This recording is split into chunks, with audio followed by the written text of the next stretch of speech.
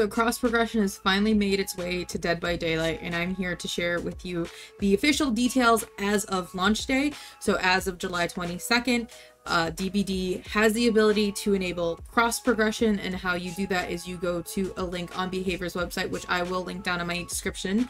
It's basically accounts.behavior.com, I believe.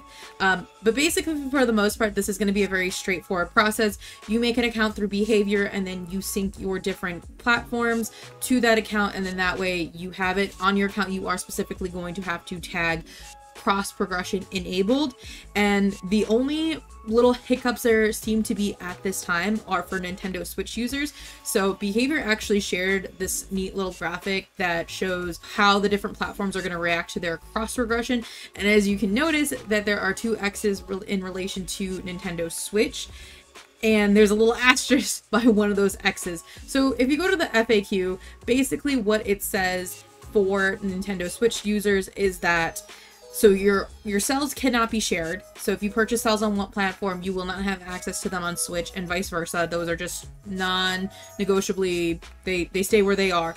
But if you purchase a DLC on other platforms, so like if you bought it on Steam, or you bought it on PlayStation, Xbox, you can share those to your Nintendo Switch. However, if you bought a DLC, you cannot on your Switch, so you can't go from Switch to other platforms. You can go from other platforms to Switch.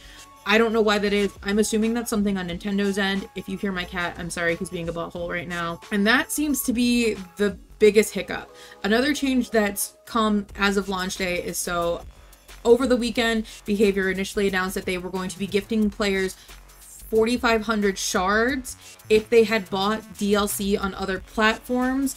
It was supposed to be just 4,500 shards. Didn't matter how many DLCs you bought. So if you bought one DLC on multiple platforms, or you bought 30, you were getting 4,500 shards, period. They have now changed their stance on that so that it's 4,500 per DLC, which I think is a perfect compromise. I think that's a really great place to be, because I understand they have to make money. If they give out cells, then they're potentially paying out double on licensing, which can cause them a lot of problems.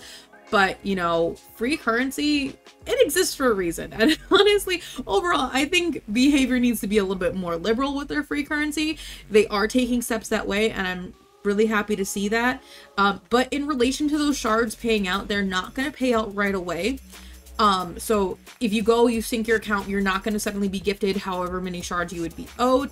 They are going to be paid out in October. So they're going to be paid out in 3 months. October 22nd, to be exact, is what they're currently stating. So if you enable cross progression and you have like all the duplicate DLCs, like, you are not going to be getting those shards until October. And the only other thing that's really coming in regards to cross progression, now this isn't specifically about the cross progression, but it is related to it, is that DLC prices are going to go up for PC players.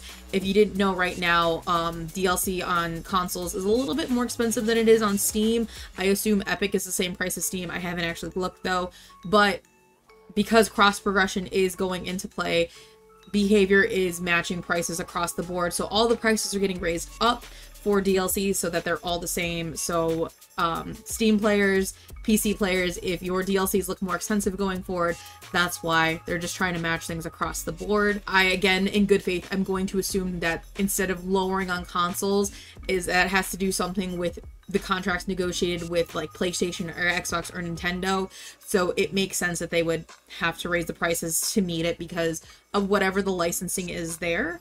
But hopefully there are no kinks. I know right now, because of the Lara Croft chapter, Dead by Daylight is full of bugs, but hopefully this goes smoothly, because like I said, this has been 4 years in the making. It seems like it's finally here, which means my next live stream, I'm gonna have to do a dry shot of G Fuel, so we'll see if I survive that. But what do you guys think? Are you guys excited for cross progression? Leave any thoughts in the comments below, and don't forget to like this video and subscribe to this channel so I can bring you more Dead by Daylight content.